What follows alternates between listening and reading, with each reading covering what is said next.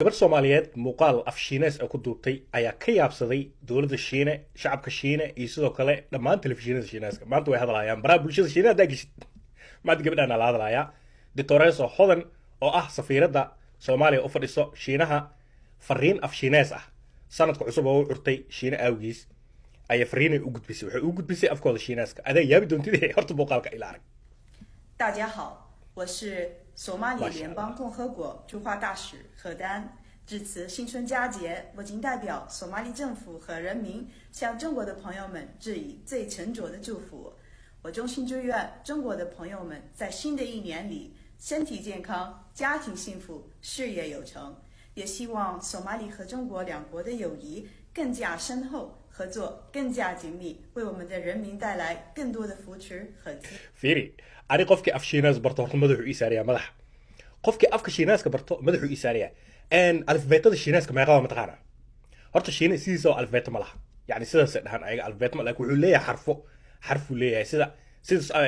Soomaali hadda fiiri ba ta ja ha Soomaali alifbeetadan 20 iyo meeqa waay alifbeetada 25 way ii gibsari xitaa af Soomaaliga waxa u maleynayaa 26 xaraf alifbeetada inay tahay Shiineeska saas oo kale ma aha 50,000 oo xarfi leeyin ayaga Google garay waa 50,000 waay Soomaaliya 26 Ingiriis saas oo kale 26 waay laakiin Shiineeska xaraf walbo xarfu waa ayaga waxooda ba iyo ta iyo ja iyo ma aha qofkii barta luuqadaas Mandarinka aniga madaxu isaaniya waa luuqad run ahaantii kulley maanta markaas u fiirisid Shiineeska waa quwadda rasmiga ee soo socota oo Mareykanka bedel rabto waay quwadda rasmiga ah ee soo socoto ee Mareykanka bedeli rabto Mareykan hadduu dhulka galo Shiinees la kacayo dunidan Yurub waa ku taysi ma fahamtay marka qofkii afkooda barto tuugaas ka aadaan iska dhibadaan bandar uu fadhiyaa gabadha Soomaaliyeed horta Soomaalida hal mid Soomaalida ay ka faa'iiday dagaalka sokeeye ayaa jirto hal mid ay ka faa'iiday jirto waxa ka faa'iidnay Soomaalida inteena badan horta waa yaacnay dunidaas galnay waa dal maanta Afrika nagol xifaaltami karo ma jiro Soomaalida waa multilingual waay ama ugu yaraan waa bilingual multilingual waxa laga wadaa laba luuqad iyo wax ka badan ku hadlaan Soomaalida Soomaali waa dalka ugu baraafadyada badan private Arabiya arkaysa private Swahili arkaysa private Faransiis arkaysa private Ingiriis arkaysa